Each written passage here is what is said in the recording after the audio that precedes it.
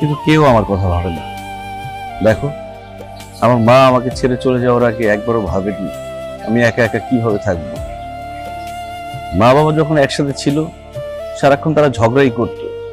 তাদের ঝগড়া দেখলে যে আমার কষ্ট হয়, আমি ভয় পাই, এই কথা কিন্তু তারা ভাবেনি। মা চলে যাওয়ার পর বাবা সব সময় তার কাজ নিয়ে ব্যস্ত ছিল। বাবা মায়ের আদর ভালোবাসা ছাড়া সমাজের মানুষের অবহেলা নিয়ে আমি বড় হয়েছি। আল্লাহ আমাকে এত কষ্ট দিয়ে কেন দুনিয়াতে পাঠালো বলতে পারো রিয়া? বাবা মা থাকতেও আমি একা। তুমি একা নাও, আমি আছি তো তোমার পাশে। আমি তোমার হাত ধরলাম, এই হাত আমি কোনোদিন ছাড়বো না। আমি সব সময় তোমার পাশে থাকবো।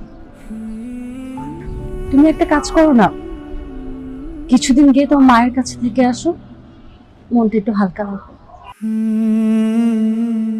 ঠিকই বলেছো রিয়া, আমারও খুব মায়ের কথা মনে পড়ছে। আমি কয়েকটা দিন মায়ের ওইখানে গিয়ে থেকে আসি।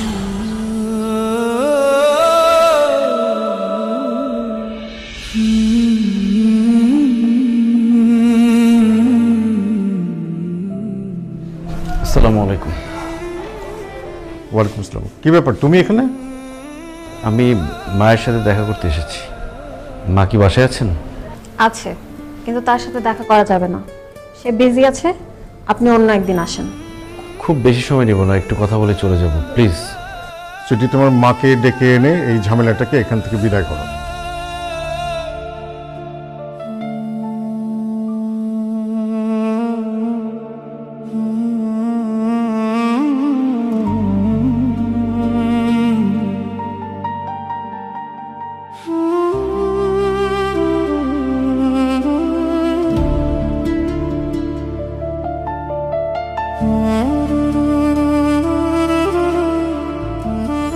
কেমন আছিস বাবা?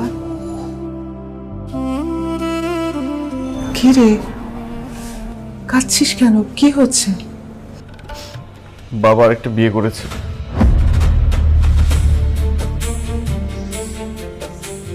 এখন বুঝতে পেরেছিস কেন এই লোকটার সংসার ছেড়েছিলাম আমি?